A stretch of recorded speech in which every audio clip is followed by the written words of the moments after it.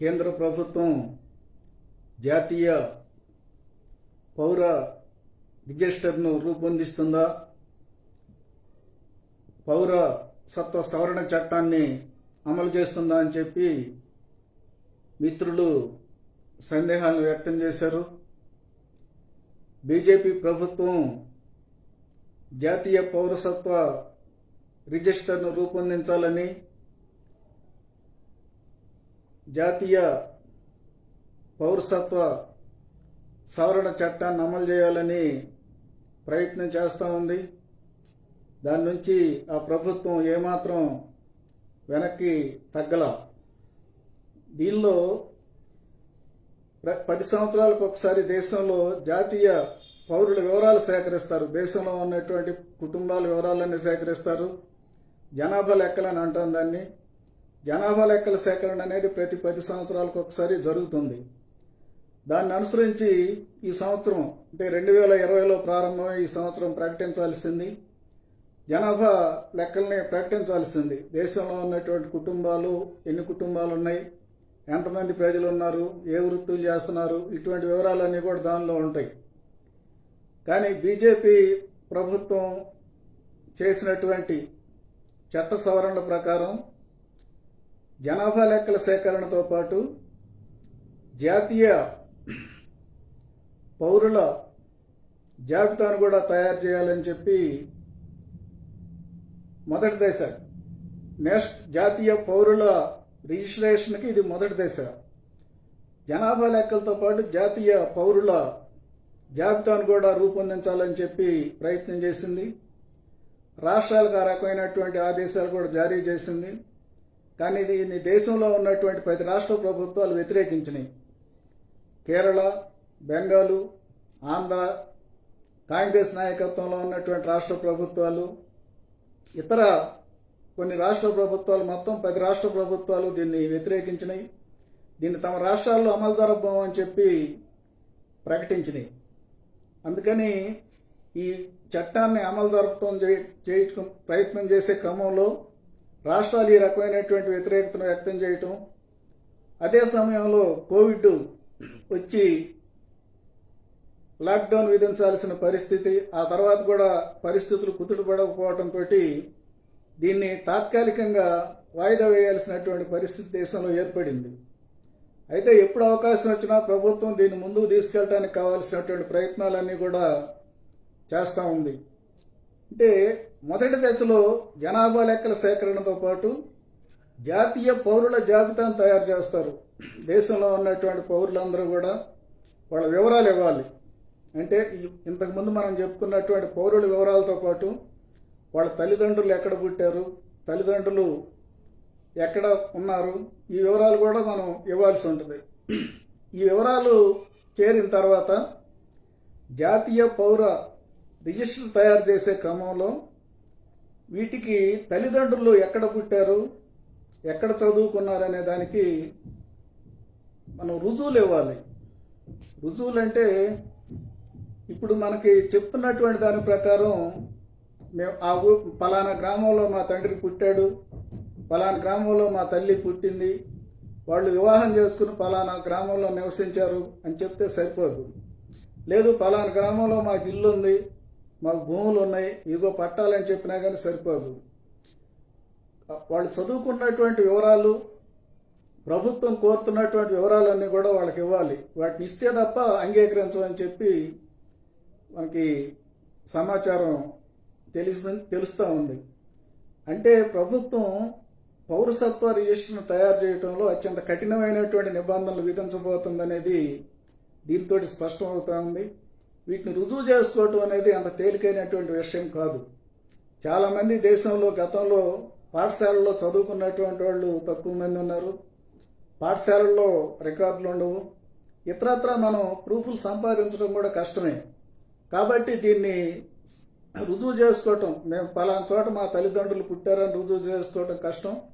అలా రుజువు చేసుకోలేని క్రమంలో మనల్ని పౌరసత్వ జాబితాలో చేరుస్తారా లేదనేది చెప్పడం చాలా కష్టమైనటువంటి విషయం. దానికి కావలసినటువంటి నిబంధనలన్నింటినీ కూడా ఇంకా రూపొందించాల. ఏ రకంగా రూపొందిస్తారో, దీన్ని అమలు జరపడంలో వచ్చే ఇబ్బందులు ఏంటనేది ఇంకా ముందు చూడాల్సినటువంటి అవసరం ఉంది. ప్రస్తుతం ఉన్నటువంటి దాని ప్రకారం ఈ రకమైనటువంటి సమాచారాన్ని అంతా కూడా ప్రభుత్వానికి అందజేయాల్సి ఉంటుంది. దాన్ని అందజేస్తే దాని ప్రకారం నమోదు చేస్తారు. దాని మరి వాళ్ళు ప్రభుత్వం కోరినటువంటి సమాచారాన్ని ఇవ్వకపోతే నమోదు చేస్తారో లేదో అంటే నమోదు చేసే అవకాశాలు కనపట్ల. నమోదు చేయటం లేదని చెప్పి అస్సాంలో జరిగినటువంటి ఉదాహరణ మనకు తెలియజేసినాయి. అస్సాంలో వాళ్ళు భూములున్నా ఇళ్లున్నా చివరికి వాళ్ళు సైన్యంలో వాళ్ళ జీవితకాలం పనిచేసినటువంటి వాళ్ళని కూడా పౌరసత్వ జాబితాలో చేర్చలేదంటే, రిజిస్టర్లో చేర్చలేదంటే ఎంత కఠినంగా, ఎంత ఉన్నటువంటి సాక్ష్యాలను పరిగణనలో తీసుకోకుండా ప్రభుత్వం వ్యవహరించిందనేది స్పష్టమవుతా ఉంది.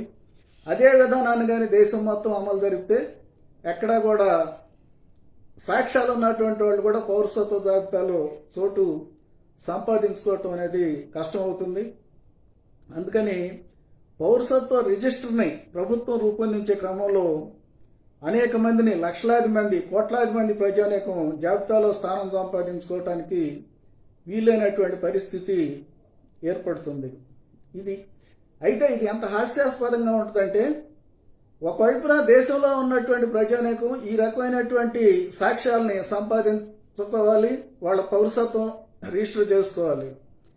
కానీ అదే సిఐఏ ప్రకారం పౌరసత్వ జాబితాకి చేసిన సవరణ ప్రకారం పాకిస్తాను, బంగ్లాదేశ్, ఆఫ్ఘనిస్తాన్ నుంచి వచ్చే ముస్లిమేతర పౌరులు, హిందువులు కానీ, క్రిస్టియన్లు కానీ, సిక్కులు కానీ, జైనులు కానీ, వీళ్ళకి తేలిగ్గా పౌరసత్వం దొరుకుతుంది. అంటే దేశంలో తరతరాల నుంచి ఉంటున్నటువంటి వాళ్ళు పౌరసత్వాన్ని రుజువు చేసుకోవాలి. విదేశాల నుంచి దేశంలో వస్తున్నటువంటి వాళ్ళకి ఎటువంటి రుజువులు లేకుండా, ఎటువంటి సాక్ష్యాలు లేకుండా వాళ్ళకి మాత్రం పౌరసత్వాన్ని ప్రభుత్వం ఇస్తానని చెప్పి చట్టం చేసింది. అంటే దీని లక్ష్యం ఏమిటనేది చూసినప్పుడు మత ప్రాతిపదికన పౌరుల్ని విడదీయటం, దేశ ప్రజానీకాన్ని మత ప్రాతిపదిక పైన విడదీయటం అనేది ప్రధానమైనటువంటి లక్ష్యం. అంటే దేశంలో మైనారిటీలుగా ఉన్నటువంటి వాళ్ళలో ప్రధానమైనటువంటి భాగమైనటువంటి ముస్లింలను వేరు చేసి మిగతా ప్రజల్ని, ముస్లింలకి మధ్య ఒక విభజన సృష్టించడం, ఒక గండి కొట్టడం అనేది దీనిలో ఉన్నటువంటి ప్రభుత్వ లక్ష్యంగా కనిపిస్తూ ఉంది. అంటే ఆ విధంగా విభజనని, విభేదాలని పెంచడానికి వీటిని ఉపయోగించుకుంటుంది ప్రభుత్వం అనేది స్పష్టమవుతూ ఉంది. ఇక మరొక ముఖ్యమైనటువంటి అంశం, ఈరోజు ప్రభుత్వ విధానాలను వ్యతిరేకిస్తున్నటువంటి వాళ్ళని, వాళ్ళు సరైనటువంటి కారణాలతోటి ప్రజాస్వామ్యయుతంగా ప్రభుత్వం చేసినటువంటి చట్టాలను కానీ, విధానాలను కానీ, ప్రభుత్వం వ్యవహరిస్తున్నటువంటి తీరును కానీ వ్యతిరేకిస్తూ అనేక రకాలైనటువంటి ఆందోళనలు జరుగుతూ ఉన్నాయి.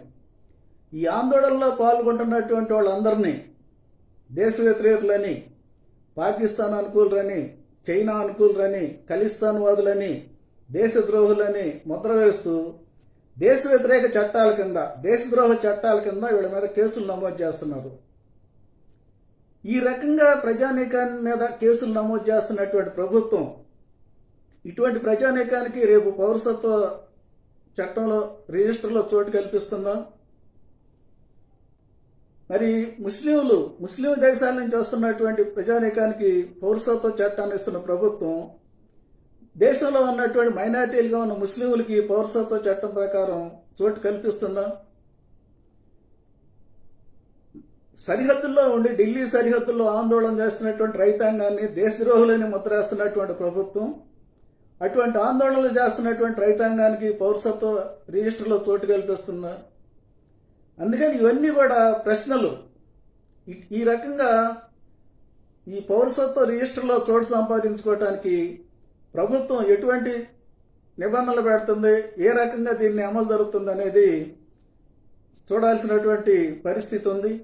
ఇది ఈ రకంగా కానీ అమలు జరిగితే మొత్తం దేశాన్ని విభజన చేయడానికి, దేశ ప్రజానీకాన్ని మధ్య ఒక పెద్ద విభజన తీసుకొచ్చి దేశంలో చీలిక పెట్టడానికి ఇది దారి తీస్తుంది. దాంతోపాటు మరొక అంశాన్ని కూడా మనం చూడాలి. ఈరోజు బీజేపీ, దానికి నాయకత్వం ఇస్తున్నటువంటి ఆర్ఎస్ఎస్ చాతుర్వర్ణ వ్యవస్థని దేశంలో అమలు జరపాలని చెప్పి ప్రయత్నం చేస్తున్నాయి.